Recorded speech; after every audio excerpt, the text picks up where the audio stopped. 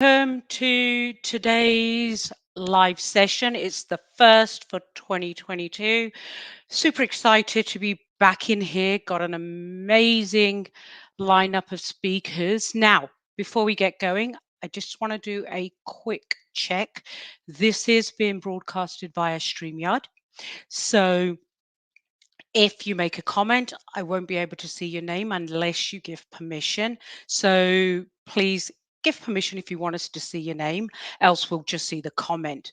Can somebody just put in the comments box that you can hear me okay, see me okay, whether you're watching this through Facebook, LinkedIn, YouTube, whichever platform you're on, just so I know that I don't have any technical issues. So, okay, I can see people signing in. So let's get going. So, as I said, today's is the first live that I'm doing for 2022.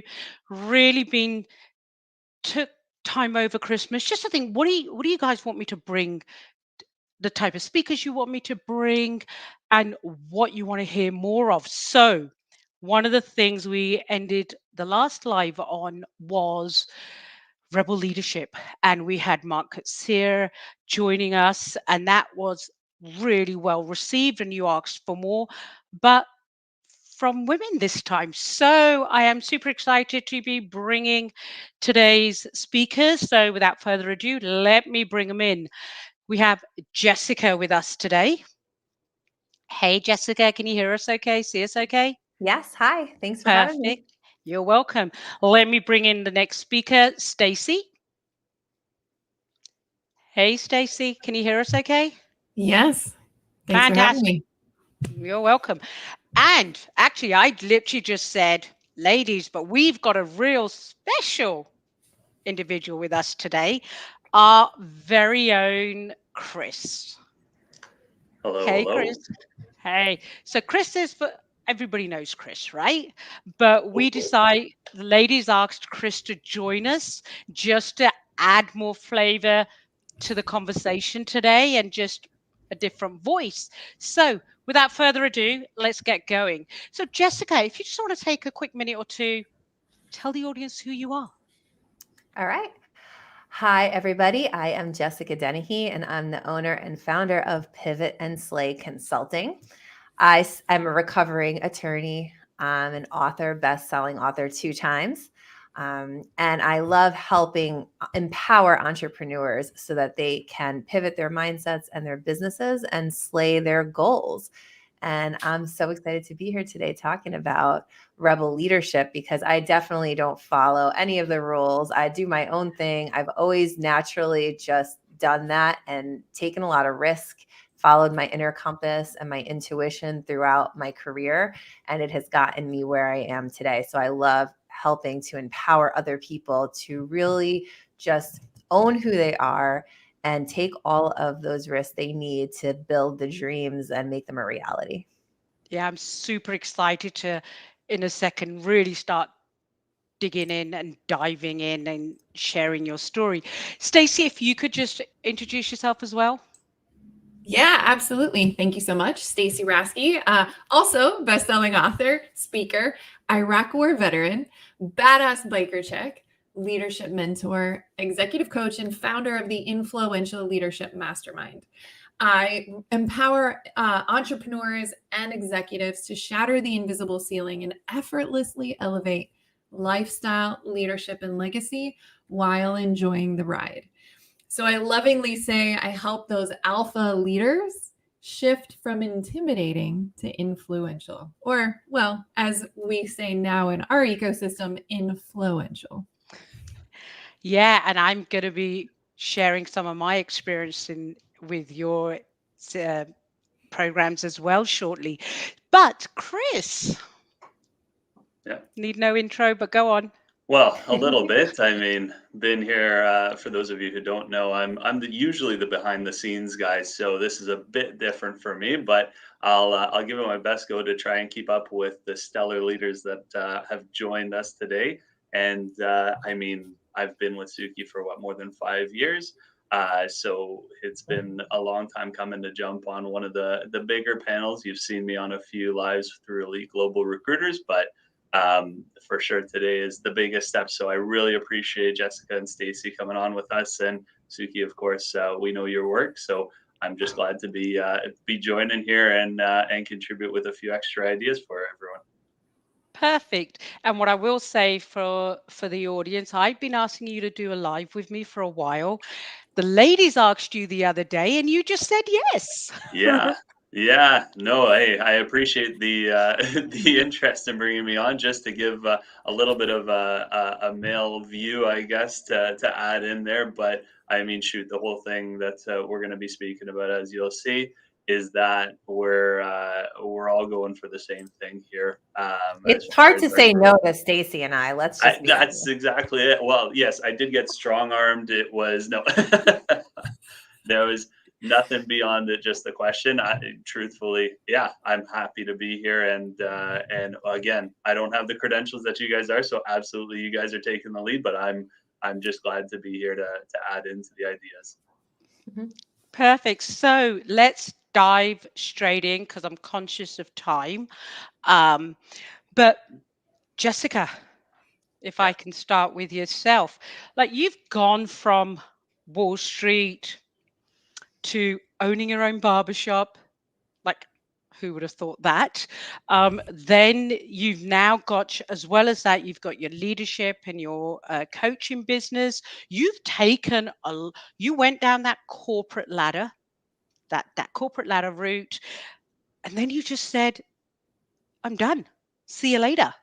If you could talk a little bit about how that happened, some of the challenges, some of the risks, obstacles, your journey, in other words. Sure. I'd love to talk about this because, yes, my dream was to be a corporate attorney on Wall Street. I wanted to litigate. And I fulfilled that dream. I worked really hard to get there. And what happened was I was there and I was doing my thing and I loved it for a long time. And suddenly I felt very caged in that job. I didn't have any freedom. And freedom is something that's really important to me because I am a rebel at heart, right? And I'm always looking to carve my own path and do what feels right inside of me. And I didn't have that opportunity to do that there. I was given cases, I had to take them, whether I agreed with them or I didn't. The regulations were always changing. And in my body, I just felt like something wasn't right anymore. But like many people, I had this zone of genius that's all I knew for years and years, right? I was there for almost a whole decade and I didn't know what to do next, but I knew something else was calling me. Um, and I took a huge risk when I was a week away from having my first baby. I opened a business and it was a barbershop, which obviously has nothing to do with Wall Street, right? I had no business ownership experience before. Um, but I just dove all in. It was a business idea that my business partner came up with to fill a need in the marketplace, which is one of the best reasons to open a business, right? Because then people need and want it and they're going to lean into it. And so we opened this barbershop and it's an upscale luxury brand and everybody just went crazy. And it scaled. We were ready to scale within 2 years. And I was ready to exit my corporate job and just go all in on the business, which was a tremendous risk, right? Because I had a great job. I had a job people dream about having with a $1 million pension and security and benefits and all the things that we are completely programmed to desire.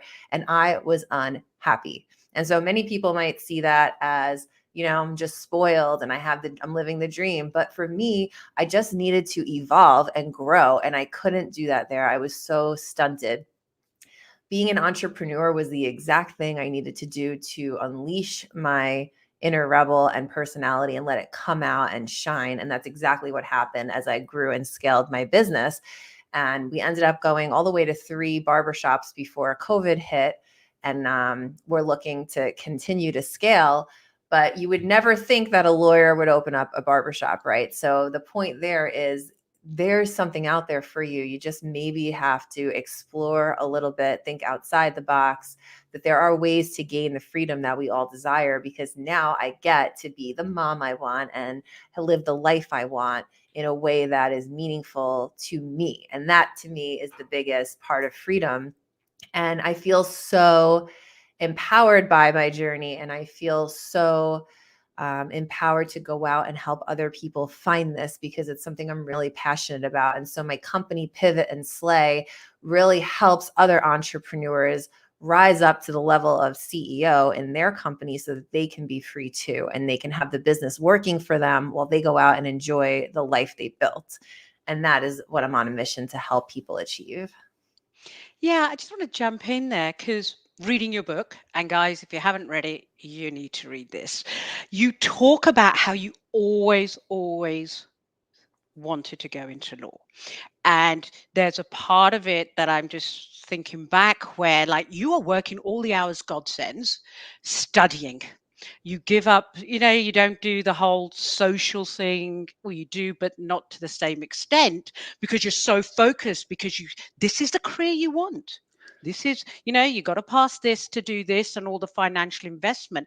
And often in recruitment, we talk to individuals who've gone, may not be law, maybe something else, and they've spent so long of a lot of their money investing in that, and they have this huge rub. It's like, but I've spent all my money, I've got student debt, I've got this, I've got that, and now I'm gonna change. And it's a scary piece. So maybe, if you don't mind, could you talk a little bit more about that? Because Chris and I, as Chris will tell you, we speak to those individuals all the time. I was speaking to an individual the other day. He's with his current employer for something like 20 something years, and he knows he wants to leave, but it's that fear point, right, of, I've spent my career in this, is it too much of a risk? That makes sense? Yeah, it's a huge risk. It's probably one of the scariest things to do, because you're right. I spent a lot of money on college and law school, excuse me, and I spent a lot of time. I gave up part of my 20s to go in and work at the stock exchange as an intern for $0 while I'm nannying on the side to live in my tiny apartment, right? I gave up social settings and friendships and to build this career for myself. And it becomes part of who you are, right? You kind of start to lose yourself in that corporate lifestyle, right? And I posted about this earlier today, is like, I lost a part of myself in that job. And when I was about to leave, it wasn't easy. Like, the business was making a lot of money, enough for me to exit. It wasn't finances I was concerned with. It was, who am I if I'm not a lawyer? Who am I if I'm not on Wall Street? Because I spent my life cultivating this persona and this career. And it's scary. It's scary to leave that job, especially because I put so much time and effort into it. But the scarier route would be to not follow what my instincts are telling me, which is, this is not right. I am not happy. So sure, I can continue doing what I know I'm good at forever and ever in this like mediocrity, and live there forever, where I'm chained to my desk and I don't have a life outside of work that much. Or I could let go of that and go dive into something that might be even better. And what's the risk? The risk is, if I fail, which is not my intention, I can always go get a job I hate. I mean, those are a dime a dozen, right? You can always go back to the mediocrity and the life you hated. It's always going to be there for you. Another job, another corporation who's willing to let you sit at their desk for 10 hours a day. It's not going anywhere. No, I totally agree. And I want to bring Stacy, I want to bring yourself in, because I saw you nodding in an agreement. Um, so, yeah. That's such a great segue. You were just nodding.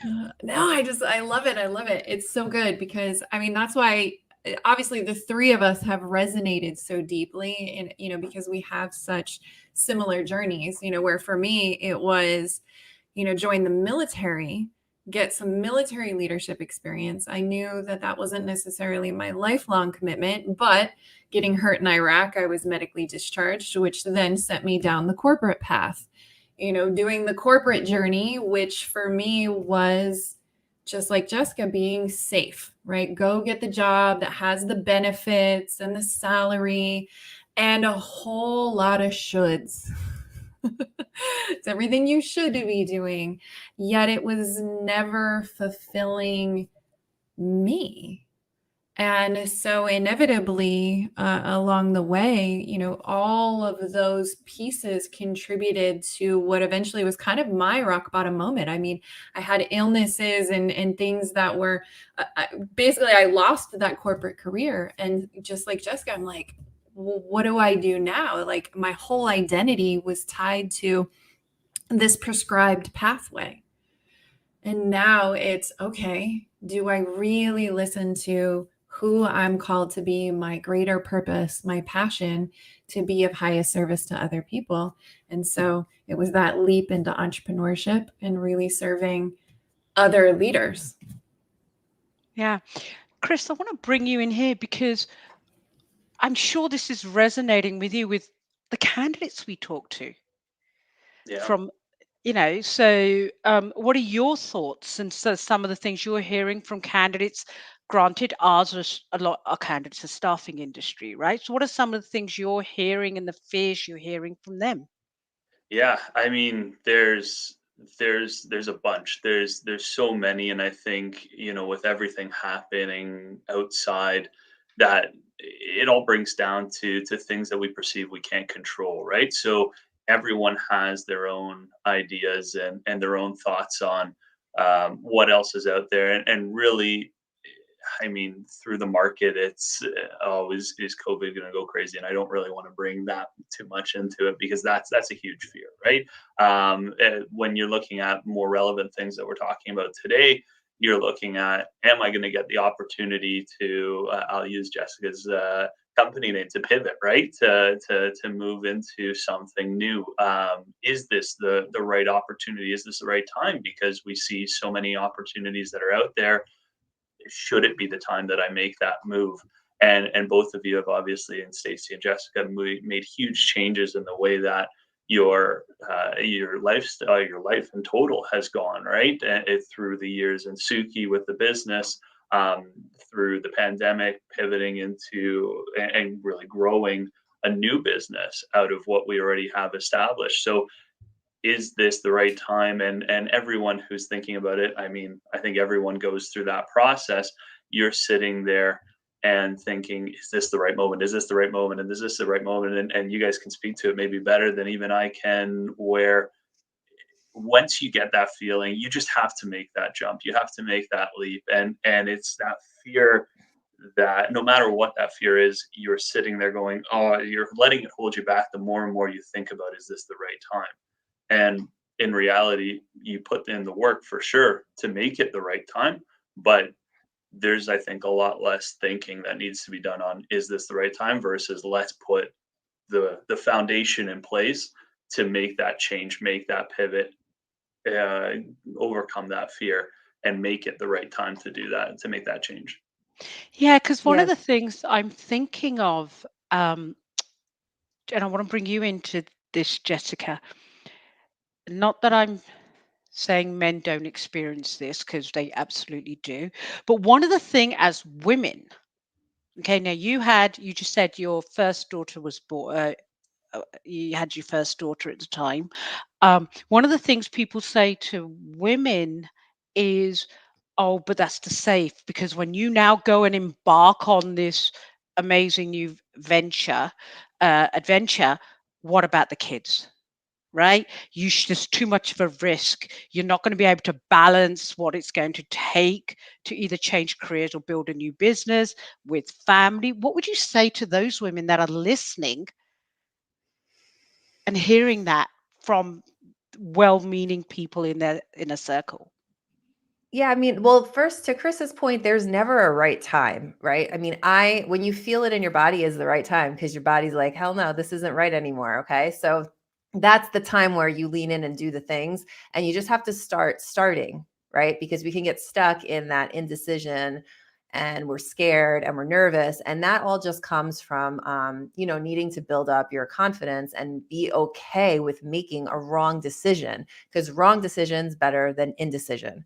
So I always say that to my clients because I think it's so important to know, like, the mistakes that we make are the way that we learn. So it's okay. It's okay to go out and do the things. In terms of being a woman in this field, like, I'm a single mom of 2 children. I have them full time, 100% of the time, 100% of the responsibility. And making the leap to entrepreneurship is what gives me the opportunity to be a very present parent in their life. And anyone who follows me knows I'm there. I am there I'm having adventures with them. I'm there for the homework. I'm there for the tears. I'm there for the happiness. I'm there for the dance parties. I am there. I am in it. And if I was on Wall Street, I wouldn't have that opportunity because I wouldn't have the time flexibility that I have. So just like anything else, when you open a business, you need to nurture it, right? So yes, you're working a lot, you're working long hours, you're putting in the work, but you get to do it in a way that works for you, for your life, for the things you want to prioritize. And that is the most amazing thing. And this transcends gender. This is for men and women. Men want to be present parents too, right? They want to be in there with their kids playing baseball, doing sports, around for their award ceremonies. Like, I get to go hop into my kids' school and see them get the award, see them in the play, and then hop back on to my coaching calls because I built this business for myself that works for me. And that's the beauty and the freedom of it. So it is possible to have it all because you're crafting the life around what you want and what you want to prioritize. Yeah, and that gives me a great segue into a question I have for yourself, Stacy. Um, we're talking about starting your own business, changing careers, and things like that. But there's a lot over the last couple of years, more so. There's this whole women in leadership. Now hiring women into leadership positions, that big push. Now, I'm not saying hiring women for the sake of hiring women. That's not what I'm talking about. But we see it from a business point of view, from a hiring point of view. People saying, we want more representation of women on our leadership boards. The question I have for you is, what was your reasoning behind your choice to open solely a women-focused business? And what happened that led you to change that and make it for everybody? So, great question. So for me, actually, I didn't start focusing on women at all. I had quite a few male clients right out of the gates, just as much as I had female clients. But very quickly over time, especially once I started working with the business coach that I invested in working with, right? Most of the time they're like, okay, if you're really struggling in hitting those goals, that's part of the process is we have to niche down. At the time, the appropriate niche for me, based on how I was serving my clients 3-4 years ago, was focusing on female entrepreneurs. So that was the reason I kind of dialed it in and really just claimed that lane, because there's a lot of women, especially female leaders, kind of the alpha leaders, that actually have always struggled connecting with other women. And so it was actually of highest service to my clientele to be able to bring these women together and learn how to be in community, be vulnerable, and trust other women, because that was part of that journey to the next level of influence and impact that they needed to have. Now, over time, what I found as I've evolved in my leadership and how I serve my clients is that next step was focusing more on the type of person and less about gender. So again, as we see this increase in more women being involved in these higher levels of leadership, it's because the culture around what it means to be a leader and how we lead is shifting to be a more holistic methodology, right? Versus kind of the old school way in which leadership was a lot of dictatorship and control. We've really seen a shift in how people lead companies, how people lead movements, how people lead revolutions in the world. And it requires a greater balance of masculine and feminine energy as a whole, regardless of gender, since we all have both. Take myself on mute. No, I totally agree. Jessica, do you have something to add to that? I mean, I agree with Stacy, and the environment right now is way more focused on collaborative leadership. And I think that this panel alone showcases that, because the three of us are all coaches, yet here we are not competing, but collaborating to bring a voice and a perspective to your audience in a way that showcases that we can all lead in our lane without having to knock each other down. And I think that's a really amazing thing that's happening in the world right now and in our spaces, because we all need that, right? It doesn't matter to me. I'm a humanist, right? Not feminist. I want everyone to shine in the way that their energy lends to, because we all have this magic inside of us. And my magic is not the same as someone else's, regardless of gender. And I want to see them win. I want to see them push their magic out into the world and change people's lives in a way that only they can. And I think that's really a beautiful thing I'm seeing now. And I'm enjoying that, because I think for a long time, coming from Wall Street, having barbershops is very masculine centered. And now I get to show up as me, my feminine self, because I'm here with my pink hair and my skirts and my heels, right? But also in my masculine energy with my business acumen and my legal background. And that is the dynamic that makes me shine. And we all have that inside of us. Yeah, because I'm just trying to see the comment earlier. I don't know who it was, but somebody said, please don't be feminist. And then they gave us a nice LOL. So, but it's true, because we're hearing, and we talk about this all the time, right? When we're catching up, people seem to think that women leading, and I know I'm making a generalizing sweeping statement, so I'll apologize to those that don't think that, but women coming into leadership, it's at the expense of men having opportunities for those roles. So companies just looking to hire somebody because it is a woman rather than the best person for the job.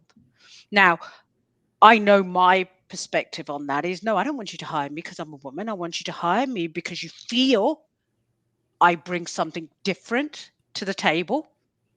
I can do the job. I'm the best person for the job. Just a different perspective, right? And different ways of doing things. What would you say to that, Stacy, yourself? Mm-hmm. Yeah, absolutely. No, I fully agree. I think, the as we were kind of pre-talking before this, we were talking about how, the solution to the problem is a problem, where basically selecting based on something like gender or race, to shift a flawed ecosystem or culture that's kind of evolved over time isn't necessarily the best solution. Like, that's a problem in itself.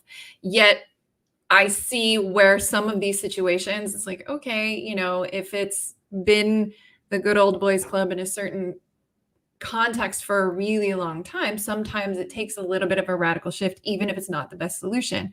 So this gives us the opportunity as individuals to begin creating a shift in the culture of leadership as a whole, to where people can be empowered to be really conscious leaders without having to go overboard in any way. So for myself as a woman, I've learned that I can be an empowered woman without being a feminist or without being emasculating, Because as Jessica was saying, right, being a balance of the masculine energy and the feminine energy, people initially meet me and they just assume, oh, you're a woman, of course you only work with women. I'm like, no. And in fact, Jessica has more male clients than female clients.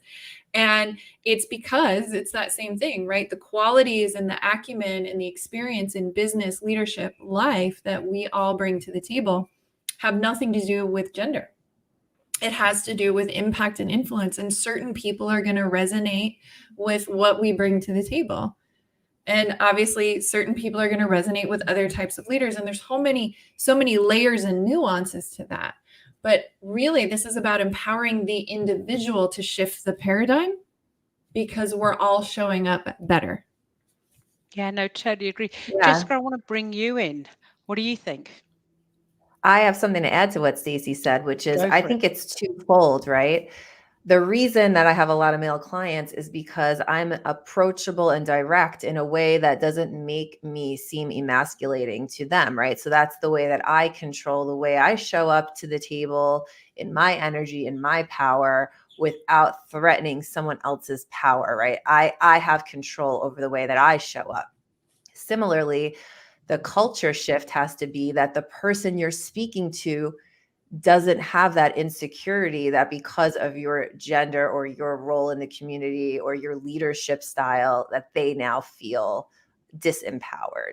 So it's really everybody shifting together to work in a more, again, collaborative way where we're understanding the triggers that each of us might have and kind of, being empathetic leaders instead of, coming out too aggressive or, just understanding what the other person needs to feel empowered and, communicating in a way that aligns with that. If that makes sense. Yeah, no, totally, because it's been authentic. That's something I've struggled with, because a lot of people have said to me, "You're too intimidating, you're too loud, you're too this, right?" And there's that fine line between staying authentic to yourself as a leader, but also recognizing the room. Chris, got to bring you in on this one. I was going to say I was preparing a little bit in my head here because I think the it's such a, I mean, touchy subject, I think, for whatever reason, for a lot of people, because well, and I'll say a lot of guys in leadership, I think it goes under the surface. Sometimes you see it come out and it becomes a public case, and in my mind, I don't understand why it needs to be a negative thing. In my mind, one, I put it to myself, a big sports guy, hockey guy, you put in your mind, you want to pick the best team, regardless of who the players are, what they look like, what they come from. I don't care. If they have the talent, they should be on your team. And you're looking inherently for people that can play different positions, right? You're not looking for the same player every time over and over.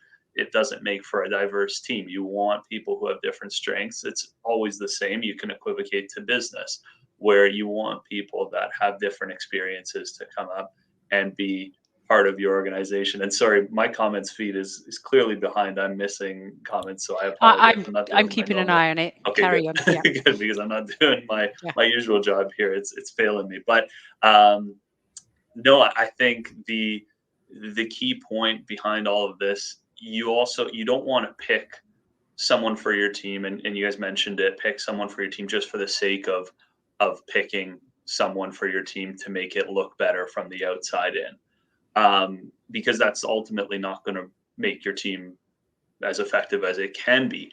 What you do want to do, though, is at the areas where you can provide opportunity for everyone. Basically, you look at it like you're going from the ground up. To make change, you always got to do from the ground up. If you try and make change super quick to make it look like you're making change, it's not effective change. If someone takes a role, for example, that's not had the experience for that role, and they do something that either harms the brand, harms their own brand, harms the environment as a whole, it'll come off looking a heck of a lot worse than if that person or that player in this case wasn't in the role in the first place. I think you got to give everyone the advantage, the opportunity to train, to get the experience, to earn that shot at that role. Because, like you said, no one wants to be picked because they're filling X checkbox out for a sheet. It sucks, right?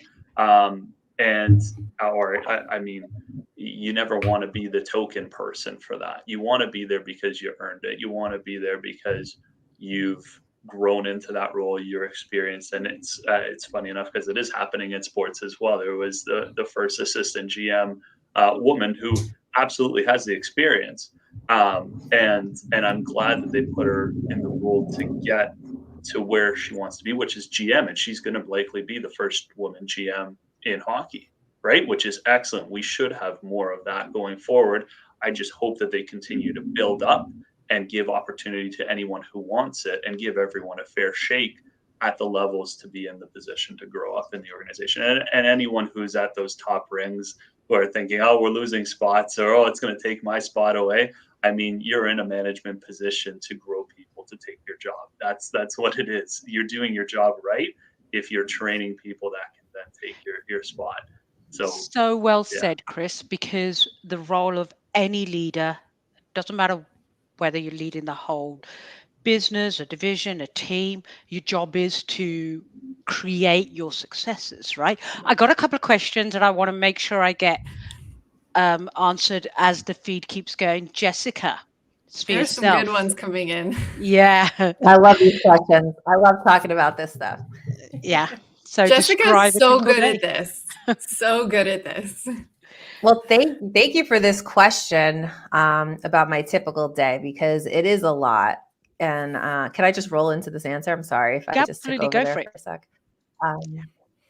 Okay, so the trick to this, and this is not just about parenting, guys, but this is about if you're a business owner, if you're scaling, if you're trying to gain that freedom, the number one most effective thing you can do is consistently show up to work efficiently. Okay, so I don't have a nanny. I drop my kids off at school and pick them up every day. Me. I don't have a helper or anything like that. That's by design, because I block out my days in a way that works for me. And I have that latitude because of the way that I have formulated my businesses, right? I scaled myself out of one business, just like Chris was just saying. You delegate so that you can rise up and do, work on the vision of the company and be the real CEO, while you delegate properly to people who want to do those jobs that, take the daily grind away from you. And now I can structure my day in a way that works for my family. So what I've done is I've taken what I know is my most effective work hours. So I'm real spot on in the morning after my morning routine, my workout, my meditation. I have breakfast with my kids. I take them to school, and bam, those are the hours where I can work in a really focused way. I'm at like my alpha apex mindset moment, right? And I do that and I get a lot of stuff done. I block out the time in the afternoon for more things like calls, because I don't need to be as on point with those as I do on, the other stuff that I do in the morning. So because I know this about myself, I've structured my day in this way. And my kids go to a wonderful school that has an after school program, so they can stay there for 3 p.m. till 5 p.m. And that gives me an extra 2 hours to pick them up. And by then I've gotten everything I need done because I am focused and I am working really efficiently. And when they come home, I can have dinner with them and do their homework with them and read with them and spend real quality time with them, because I've worked effectively all day long. So I know we always talk about work-life balance. I really don't love that term because I don't think it balances out on the daily. What I believe is you take the top 5 things that you need to prioritize in your life. So I have 2 businesses. I have my self-care. I have my kids. And I also, I put my family in there outside of my kids because they're important too. And so throughout the week, I make sure that each of those 5 things gets love and is at the top of my list at least once a week. And I make sure that it's also not at the bottom of the list for more than once or twice a week, because that's how you see throughout the week. I'll make sure I'm touching all the things that are really meaningful and that I want to prioritize in my life. And that creates the balance that, the term that we all use, balance, right? And just make sure I'm giving love to everything that I care about and everything that makes me happy. Because if I'm happy and I'm dynamic and I'm not just a one note wonder, I'm going to bring a lot of energy and a lot of personality to my brands and my business and my kids. And that's how I'm going to pour in at the best level that I can. I And totally agree. I don't want to make it seem like I do it all alone. Once or twice a month, I have to travel for work because I have a lot of speaking engagements, and that's only been over the last 12 months. And for those instances where I'm traveling once a month, my parents will come and watch the children for me for those 2 nights. Yeah, because what I was going to say was, I agree with you. You don't get the balance. When you're looking for the balance, you're always going to be. It's going to be at the expense of something. But when you've got that integration, it's like, how do I get fulfillment from the areas that are important, right? So I do agree with you. It's that integration part. Now, Albano made a comment earlier, and I just want to pick that up. So let me just go back. Here's always feel that if you feel overpowered by anyone, male or female, or anything in between, that's internal work that needs to be done. And I think he makes a really good point there, because sometimes, and I say this a lot in my coaching practice, when people are having a reaction, it's because a mirror is being held up. Either I'm holding that mirror up to somebody, or someone is holding the mirror up to me. So if I'm having that reaction, right? So Stacy, maybe you want to talk about that. So if you are one of those individuals, and I don't know, I'm just going to use a simple an example, make one up. Someone got the job, it's a woman, you're feeling a little, there's a little put out of joint, that type of thing. It could well be that you were not qualified to do that role, and that individual was hired because of their skill sets, and she just happens to be a woman. What are some of your recommendations for somebody that's in that situation to be looking internally? What's some of the work that they may need to do? So anytime we're feeling overpowered, disempowered, having those negative emotions in that way, it's another term for disempowered is that victim energy. And I don't bring that up in a negative way. It's just this feeling of powerlessness, because what we're doing is actually focusing on something that's outside of our control. Right? Ultimately, in that situation, we cannot control the outcome of who they choose to hire or promote for a position. We can't choose how someone talks to us, but we can choose either on the front end to show up consistently as our best and curate who we are being in the work environment to help ensure our career pathway. Right? To ensure, hey, if I'm showing up and truly delivering fully, we're going to rise. That's the cream that rises to the top. That helps to curate and influence the outcome of being more likely to be selected for advancement. And then the other side of that is going to be, all right, if we're focusing on these things outside of our control, instead saying, okay, well, I can instead focus on what is within my control, which is me. So if I'm feeling some type of way, it's on after something happens, we can look and say, okay, what am I learning from this? How can I empower myself to make changes moving forward? And definitely looking at when we're interacting with leaders, learning more about ourselves when we are feeling a bit disempowered. So we've had some of those dynamics and situations and some of the leaders I've talked to when they're working with somebody. So for example, some of the executives, well, they can start to see a little bit of a toxic dynamic and dysfunction in the relationship with their leadership, maybe because it starts to turn into a bit of like a parent-child role, in the power dynamics. Sometimes there's some inner worthiness wounds with the individual where we can feel intimidated by a certain personality type or something, some type of authority. And again, that's going to come from our own old stuff, our own baggage, our own wounds. And so there's always an opportunity for growth. And you said it perfectly, Suki, right? It's the mirror. So what is this reflecting back to you about yourself? And being in that place of conscious awareness to say, okay, what is the message and what is the lesson I can learn from this to continue moving forward and empowering myself more? Sorry, I was on mute. No, I 100% agree with you, because you're right. I can't, no matter how much we try and control what another person does, we're not going to be able to do that. Right. But what we can do is control ourselves, because tying it back into your career, recruitment, and what have you, you're responsible for your career. Right? Whatever that, I'm responsible for my business, the success, failures. The buck stops with me. I can't go, I mean, people do, but you can't blame the team, because you're the leader. I'm the leader of my business, right? So it's up to me to give direction to my guys.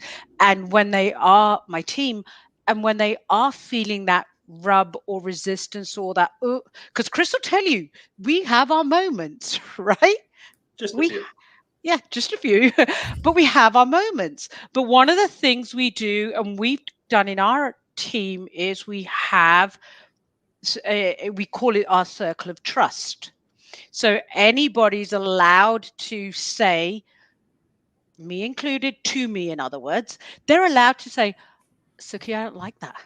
I don't like how you just said that. Because it may not, it's not, certainly not my intent, right? It's how I may be just running and just say something without really thinking about the other person in that moment. And I'm not saying intentionally I'm doing it, but we have that circle of trust.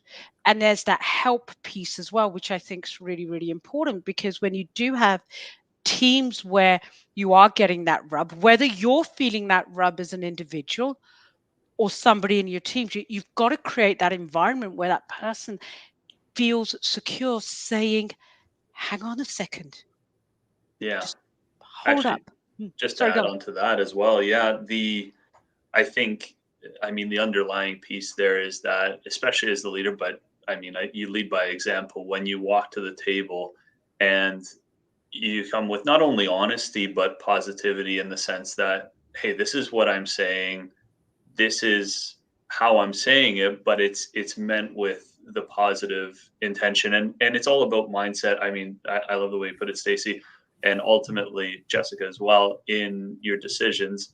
With, you have to lay the foundation for that in your teams, for that, for yourself, for your own decisions, but also when you're leading, you have to be able to really put in the underlying tone that everything that's coming to me is, I'm going to take that as a positive push forward.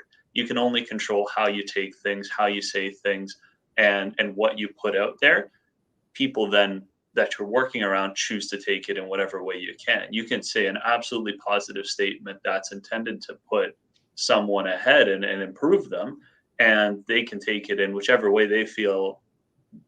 And it may not be the right way, it may not be the way that you had said it, but that's only as far as you can control. And you can say, hey, I didn't mean it that way, but you're looking for, I think, everyone, and this is the great thing that we have on our team as well, you're coming to the table going with the mindset of, I'm here to learn, I'm here to improve. Whatever someone says in whatever way my initial response is, I have to, if I feel that it's negative, I put that part aside and I take it from the positive standpoint, because that's how it's meant, right?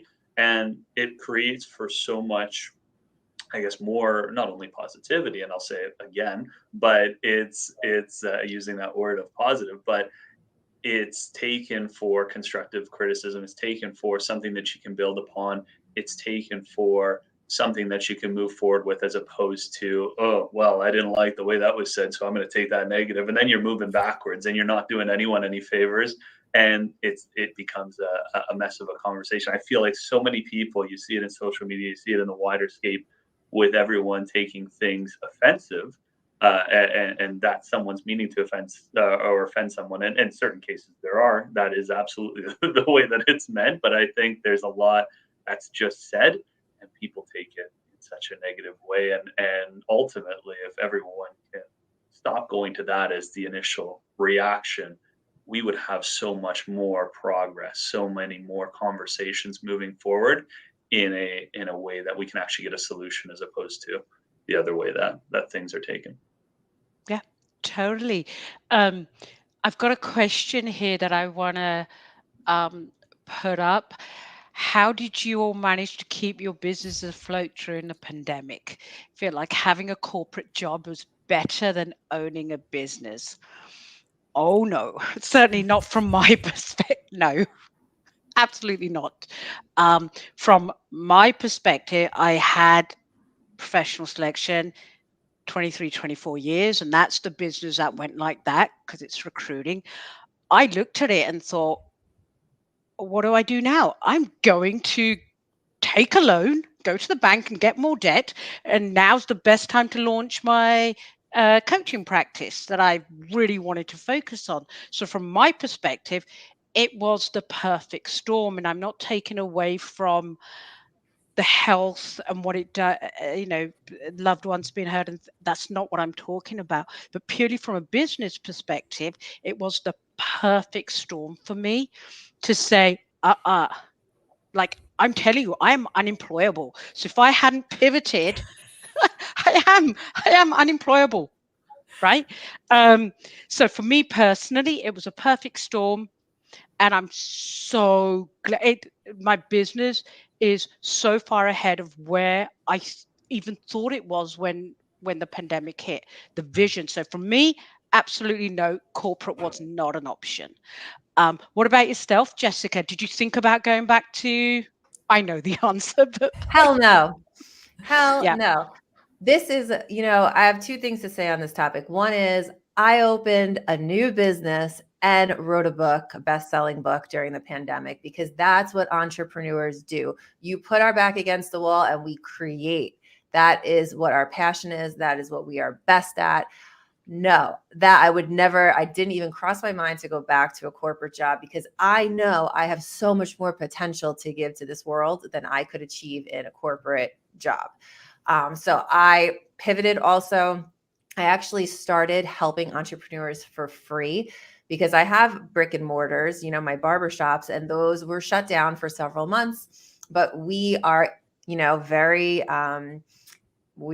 creative, and we got masks very early on from a distributor that was, repurposed, and we started giving them out for free in the community to the people who supported our brick and mortars with our logos on them, with coupons for when we reopen. And that kept our business name alive during the pandemic, even though you couldn't cut hair or anything like that. We were, our hands were tied in that way. But I started to go out and get loans for my businesses, my brick and mortars. And I realized other business owners, this is so confusing. And I'm a lawyer, so other people must need help. So I started coaching for free on how to keep your business alive during the pandemic.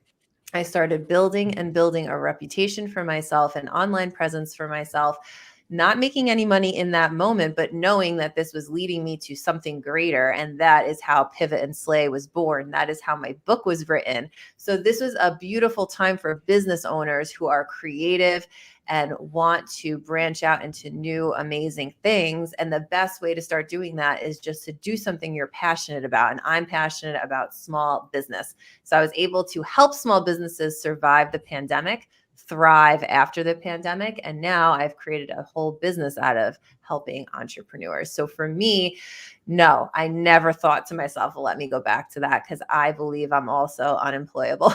that's why we get on so well, the three of us, right? What about yourself, Stacy? Yes, I wholeheartedly agree. It was no, even though I've been in business for 7 years, I did not get serious and all in on my vision until the end of 2018. That's when I pivoted, as Jessica would say, pivoted from really kind of being a hobbyist to truly being a boss and a business owner rather than having a job that owned me. because it's really what it was. So between 2019 to 2020, I 5x'd my income. So literally 2020 was 5 times greater than 2019 because I was doing something similar. I was just like, all right, everybody's having something, we're all responding to this pandemic. So I just started showing up and doing these free workshops and free challenges and just supporting the audience that I had built. And inevitably, the money follows in being of service. Well, guess what? I did the exact same thing between 2020 and 2021. It's tax time. We're reviewing our stuff. 5x again, doing the same thing, showing up, being of service, living my purpose, shining brightly because it's not about me, it's about all of you. And the magic of that, as Jessica was saying, right, being creative, is that people who are truly visionary, revolutionary, purpose-driven, impactful, are resourceful. So it doesn't matter what the resources are. We are resourceful as hell. We are going to find a way to show up, shine, and serve. Yeah, totally. Because that's when you really dig deep. And that we were speaking to, and Chris will attest to, we were talking to individuals that were running their own business, and they were like, oh my God, we got to get a corporate job. Right. And there are those individuals. And what I do want to say is, if that was you, that's okay as well. Right. Because it's what's right for you. I certainly don't want, just because I instantly just jumped in and said no. Right. I don't want That's to make your a, story. Yes. yeah, exactly. That's my story. That's it. That's my story. I launched Elite Global Recruiters, and 2 years later, we still do the free coaching in that every Wednesday, right? But that was my story. It might not be somebody else's. The circumstances may have meant that they had to go and get a job. And I don't want anyone to go away from this thinking that we're saying, oh, well, you weren't cut out for this. That's absolutely not what we're saying. No. Yeah, everyone's journey is different. For me, that just was not an option that was on the table. Just like Jessica, just like you, right? Like leaving my business, it was not even an option available. So now, kind of circling back to what we're talking about as far as developing leaders and, hiring that team, especially, right? Like I recently, a few months ago, hired my husband as my director of operations in my second company. Well, that was not a case of nepotism. He earned that position, and it was something that was curated over a long period of time. And then just all of the diversity that we've kind of pulled in to the leadership team is about finding those people who are better than you in their zones of genius. And so I feel like that's another layer to that resourcefulness, right? When we have that larger vision, is being willing to ask for help, calling those people in who know something better than you do, and you bring them in to support you, whether you're hiring them as part of your team as an employee, whether you're hiring those coaches and mentors to guide you and learn from the fact that they've done it already to accelerate your results. Success is not a solo sport. I do want to to add to that level of accountability within the business, right? As the leader, you need to know being an entrepreneur is a lot of risk, but one thing you can anticipate is the good times don't last and the bad times don't last. So you need to prep for those moments. And because I've been in business for over a decade, I was prepared. When the money was there and the volume was there, I put stuff aside just in case for a moment like this, right? So because I did that and thought ahead years ago, right?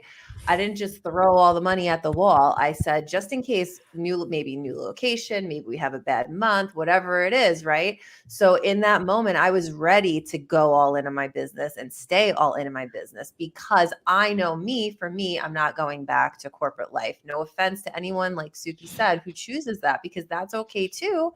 But I just knew, because it wasn't an option for me, I held myself accountable to have that money available just in case. And I think, when you're intentional with money and you're intentional with your time, you can achieve things that no one else can just because you put that intentionality there and you act with purpose.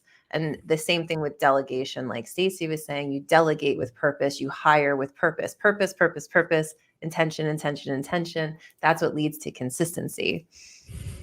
But you're right, because I had my business, I had my team, I had my cost base and that, and I chose to keep my team.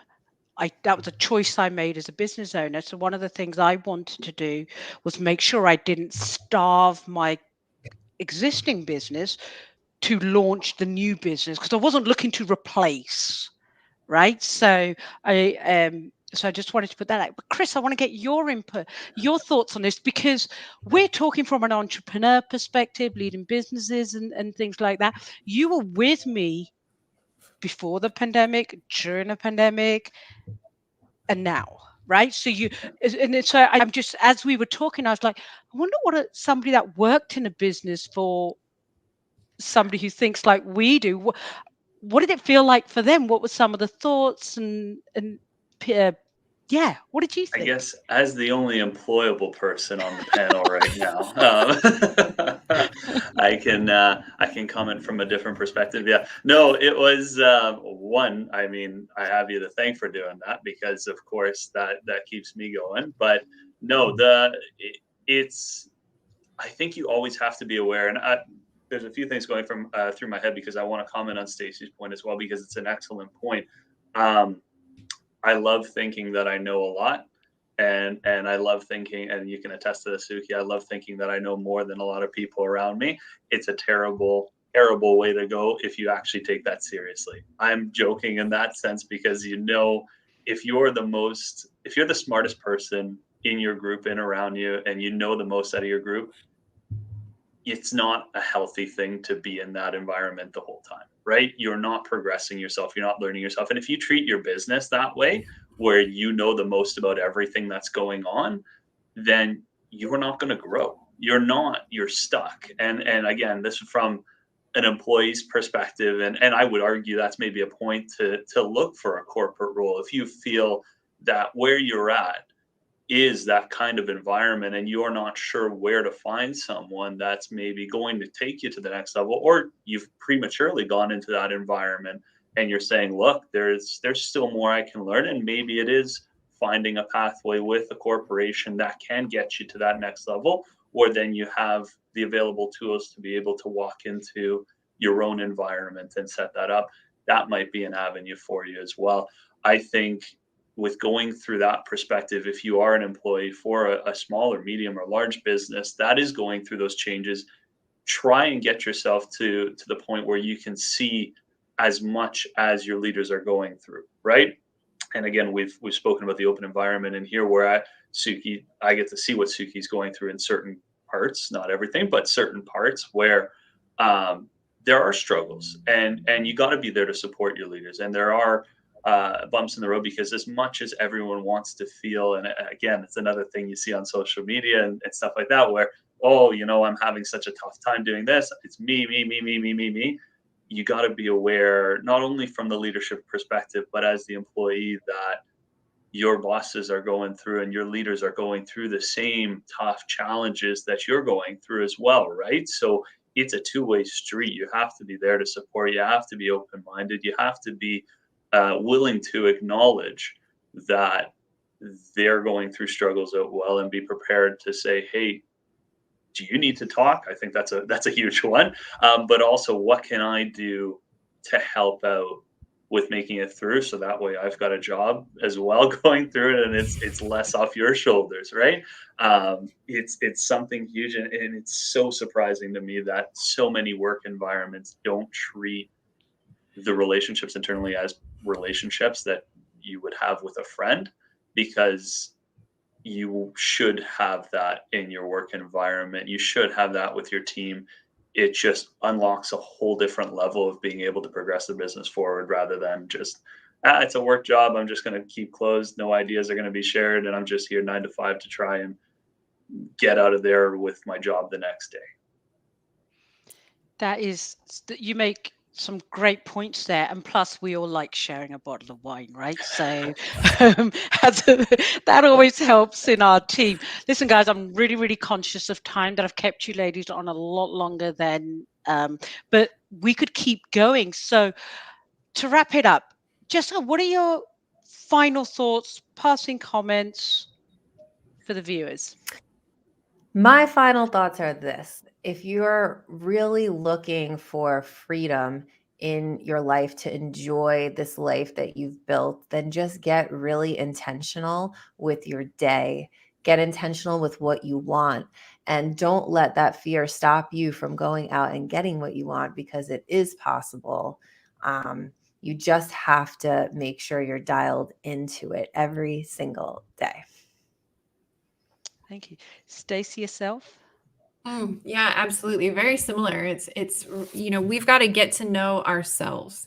Everything that you need to be successful, whether it's as an entrepreneur or working for someone else, is already inside you, but you've got to build that relationship with you to really understand your calling, what lights you up.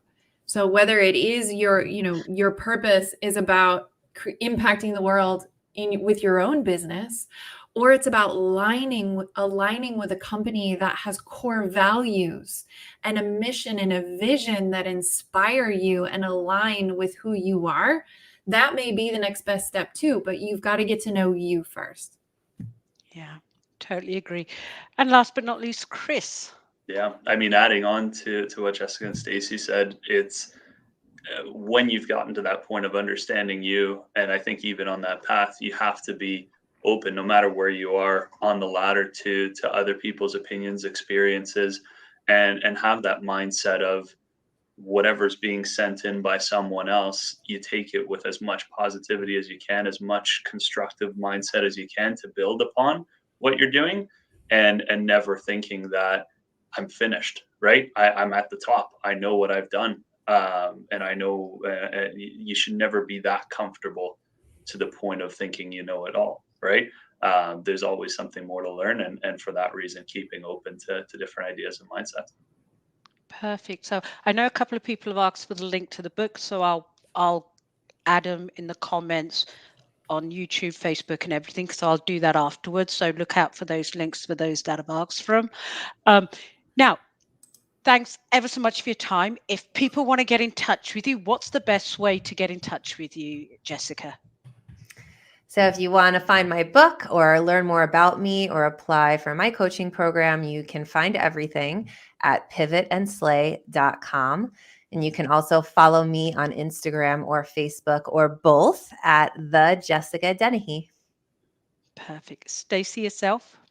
Similar, stacyraske.com is kind of that central hub for socials, for the book, for more information about my programs and the mastermind, and all of the socials. Stacy Raske, type it in, you'll find me. I'm the only one. Chris? If you want to find me, it's LinkedIn, number one.